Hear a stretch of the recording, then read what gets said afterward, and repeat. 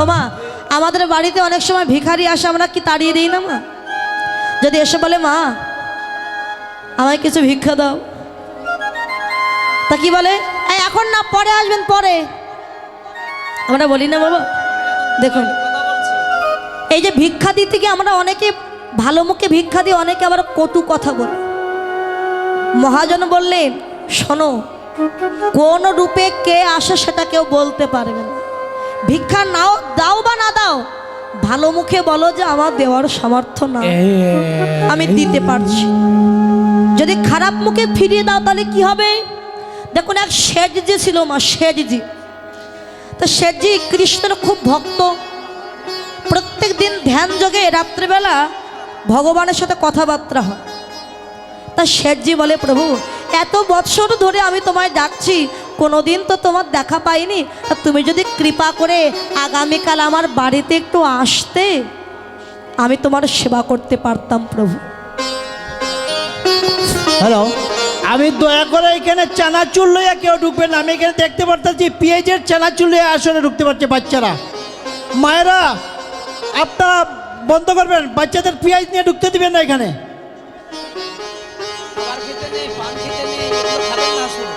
তা শেঠজির কথা শুনে গোবিন্দ বলল, ঠিক আছে, আমি আগামীকাল তোর বাড়িতে যাব।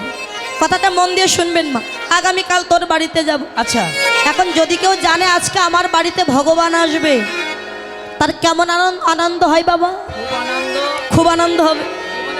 তো সে তো শেঠজি জমিদার মানুষ, তার প্রহরীগণকে ডেকে বলছে, এই চতুর্দিকে পরিষ্কার করে ফেল, ভগবান আসবে আমার বাড়ি। চতুর্দিকে পরিষ্কার করেছে, উঠানে গোবর জল দিয়ে সুন্দর করে পরিষ্কার করেছে, কলা গাছ দিয়ে গেট তৈরি করেছে, কেননা ভগবান আসবে। মিষ্টি মিষ্টান্ন সাজিয়েছে ভগবানের জন্য। তা শেঠজি বসে আছে, সারাদিন চলে গেল, কেউ এলো না। যেই না বিকাল হয়ে গেল, দেখতে পেলে একটা গলা পচা কুষ্ঠ ব্যাধি আক্রান্ত ব্যক্তি কাঁপতে কাঁপতে বৃদ্ধ লোকটি শেঠজির কাছে গেছে। ও শেঠজি, আজকে সারাদিন আমি কিছু সেবা করি, আমাকে কিছু খেতে দাও। শেঠজি বাবা দেখে রেগে গেছে, আমি হলাম শেঠজি, আমি বসে আছি যার অপেক্ষায়, সে এখনো এলো না, তাকে আমি সেবা দিতে পারলাম না, আর তোকে কি না আমি খেতে দেব? এই বেরিয়ে যা, চলে যা বলছি। শেঠজি, আমি কিন্তু চলে গেলে আর আসবো না, একটু কিছু খেতে দাও। তুই না আসলে কার কি, তুই যা না। তাড়িয়ে দিয়েছে দূর দূর করে। সারাদিন কেটে গেল, ভগবান এলো না। রাত্রেবেলা শেঠজি ধ্যানস্থ হয়ে ভগবানের সাথে আবার কথা বলছে, দয়াময়, গোপীদের সঙ্গে যেমন করে ছলনা করতে, আজকে আমার সঙ্গে তেমন করে ছলনা করলে কেন? না আমার গৃহে আসতে চাইলে, কিন্তু এলে না কেন? ভগবান বললেন, ওরে আমি তো তোর গৃহে গিয়েছিলাম, কিন্তু তুই তো আমায় দূর দূর করে তাড়িয়ে দিয়েছিস। তাড়িয়ে দিয়েছি? কখন এসেছিলে তুমি? বলে, কেন? ওই যে গলা পচা কুষ্ঠ আক্রান্ত ব্যক্তি, ও আর কেউ নয়, ও স্বয়ং আমি গিয়েছিলাম তোর বাড়িতে। প্রভু, আমি না হয় তোমায় চিনতে পারিনি, আর একটা সুযোগ আমায় দাও, আর একটা সুযোগ। ঠিক আছে, আমি আগামীকালকে আবার তোর বাড়িতে যাব। পরদিন আবার এসেছি, এখন আবার সুন্দর করে সাজিয়েছে, প্রহরীগণকে ডেকে বলছে, এই সব রাস্তায় বেরিয়ে পড়, দেখ যদি কোনো গলা পচা কুষ্ঠ ব্যাধি রোগী দেখিস, সবাইকে ধরে আনবি, ওরাই হলো ভগবান। রাস্তায় চলে গেছে, আজকাল কাউকে পেল না। আজও বসে আছে, বিকাল হয়ে গেছে, দেখতে পেল 7 থেকে 8 বছরের একটা বালক কাঁধে করে 1 বস্তা বই এনে শেঠজির কাছে এসে বলে, ও শেঠজি, খুব ভারী বোঝা, বইতে পারছি, একটু নামিয়ে দাও না দয়া করে। শেঠজি বলে, তুই আর নামানোর জায়গা পেলি না?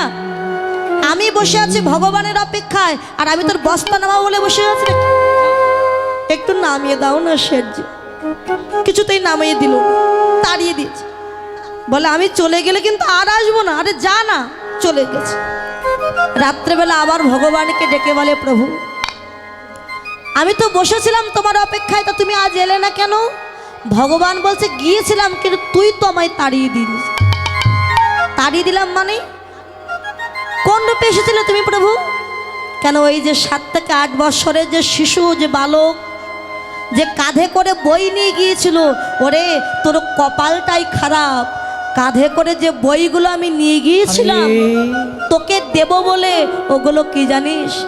1 বস্তা শ্রীমদ্ ভাগবত গীতা।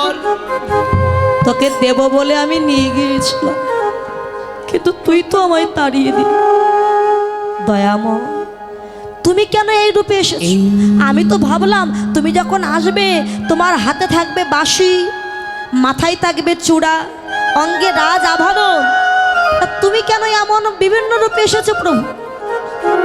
ভগবান বললেন, ওরে এমন রূপে এলাম কেন জানিস?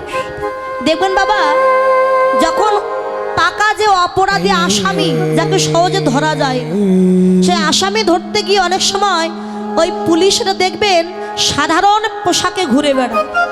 পুলিশের পোশাক ছেড়ে সাধারণ পোশাকে ঘুরে বেড়ালে সহজেই পাকা আসামি ধরা যায়। তাই ভগবান বললেন, ওরে আমি যখন পাকা ভক্ত পরীক্ষা করতে যাই, পাকা ভক্তের কাছে যাই, মাথায় চূড়া থাকে না, হাতে বাঁশি থাকে না, রাজ আবরণ থাকে না, আমিও ছদ্মবেশে সাধারণ পোশাকে ভক্তের কাছে যাই, দেখি ভক্ত আমায় চিনতে পারে কিনা। কিন্তু তুই আমায় চিনেও চিনতে পারলি না, ধরেও ধরতে পারলি না। দয়াময়, আমি তো তোমায় চিনতে পারিনি প্রভু, তোমার লীলা বোঝা দায়। বাবা শুধু সে নয়, ভগবান আরেকজনের কাছে গিয়েছিলেন, সেও চিনতে পারি। কৃষ্ণ বিশ্বরূপ দেখিয়েছিল কাকে মা? কাকে দেখিয়েছিল বিশ্বরূপ? একটু জোরে বলুন। অর্জুনকে? হ্যাঁ, অর্জুনকে বিশ্বরূপ দেখালো। শুধু অর্জুনকে নয়, আরেকজনকে দেখিয়েছিল, কিন্তু সে দেখেও চিনতে পারে। কে? দুর্যোধন। ওই দুর্যোধন, তার কাছে কৃষ্ণ গিয়ে বলেছিল, শোনো আমি ওই পঞ্চ পাণ্ডবের হয়ে তোমার কাছে এসেছি, পঞ্চ পাণ্ডবকে রাজত্ব দিতে হবে না, শুধু 5খানা গ্রাম দিয়ে দাও। অট্টহাসিতে মুখরিত হয়ে দুর্যোধন বলেছিল, কি বেটা গোয়ালা ছেলে, তুই আমায় জ্ঞান দিতে এসেছিস? এই কে আছিস? ওই বেটা গোয়ালা ছেলেকে বেঁধে ফেল। বেঁধে ফেলেছে বড় বড় শিকল।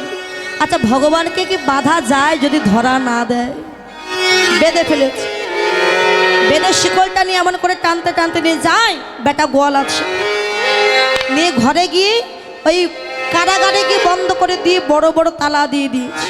বেটা গোয়াল আছে, তুই আমায় জ্ঞান দিতে এসেছিলি, আজ আমি তোকে বেঁধে ফেললাম, সারা জীবন তুই আমার অন্ধকার কারাগারে থাক, দেখি কে তোকে বাঁচাতে আস।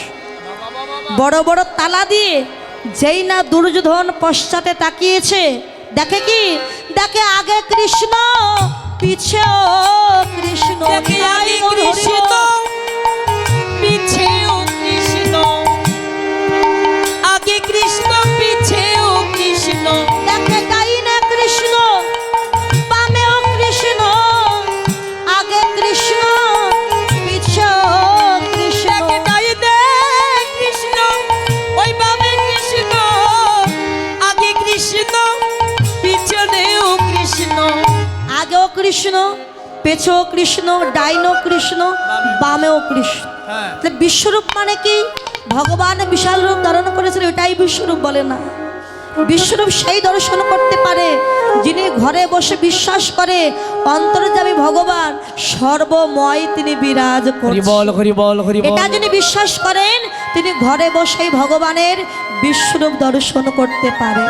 কিন্তু আমরা ভগবানকে চিনতে পারি না, দেখার মতো নয়ন আমাদের হলো না বাবা।